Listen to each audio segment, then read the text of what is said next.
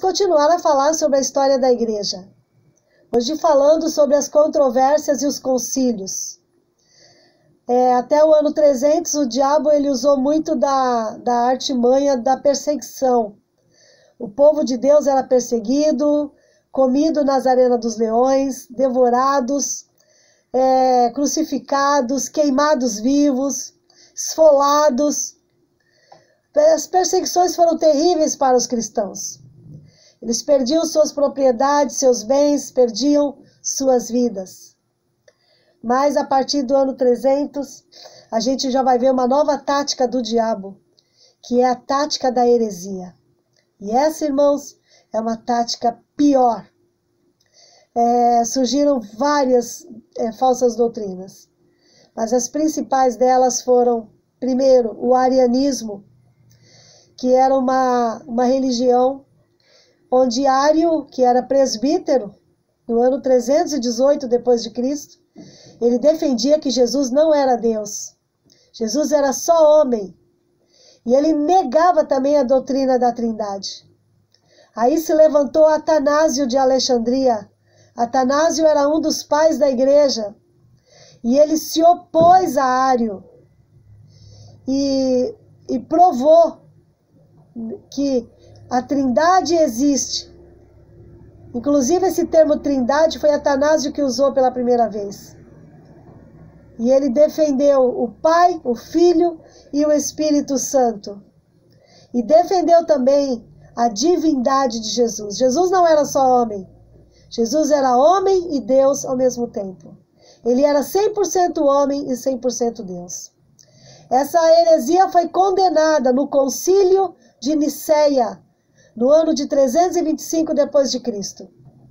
Os concílios eram reuniões onde os líderes da igreja se reuniam para julgar falsos ensinos. E esse é o primeiro concílio, o concílio de Nicéia. Ali foi condenada a heresia do arianismo. E, infelizmente, o arianismo continuou.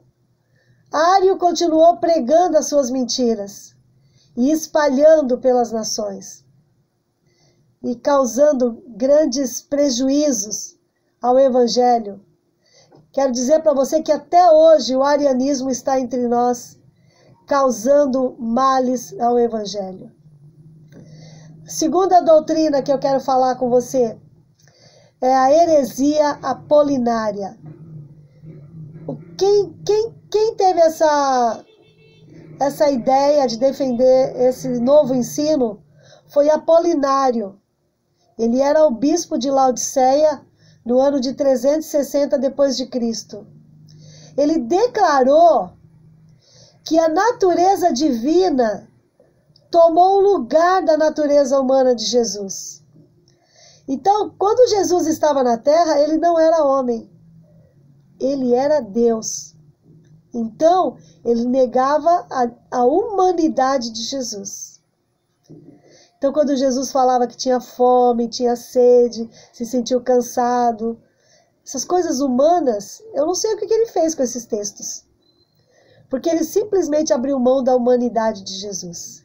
E para ele, Jesus era só Deus. Mas nessa época já, a maioria dos teólogos já sustentavam que a pessoa de Jesus era tanto divina quanto humana. Mas essa doutrina foi se espalhando tanto que houve necessidade de levar o caso a um concílio. E dessa vez o concílio foi lá na cidade de Constantinopla, no ano 381 depois de Cristo. E nesse concílio, esta heresia foi condenada. E a terceira doutrina que eu quero falar com você hoje é o pelagianismo. Pelagianismo é terrível. Pelágio era um monge da Grã-Bretanha no ano de 410 depois de Cristo. Para ele, o homem não herdava os pecados de Adão. Imagine. Adão pecou e o pecado não foi herdado pela raça humana. Esse era o pensamento de Pelágio. Agostinho, o teólogo, o mais brilhante teólogo daquela época, e por muitos anos, né? Os maiores teólogos da história, apóstolo Paulo, Agostinho e Calvino.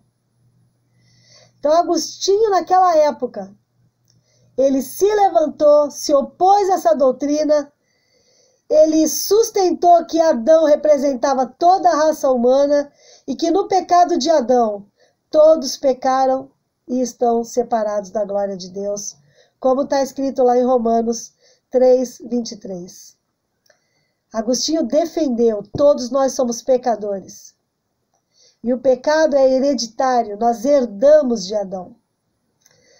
Foi necessário mais um concílio para resolver isso.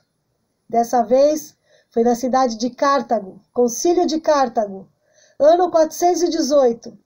Essa doutrina foi condenada e a teologia de Agostinho se tornou a regra ortodoxa da igreja. Grande contribuição de Agostinho na história da igreja. Se você gostou desse vídeo, curta, compartilhe. No nosso próximo vídeo, eu espero ver você aqui.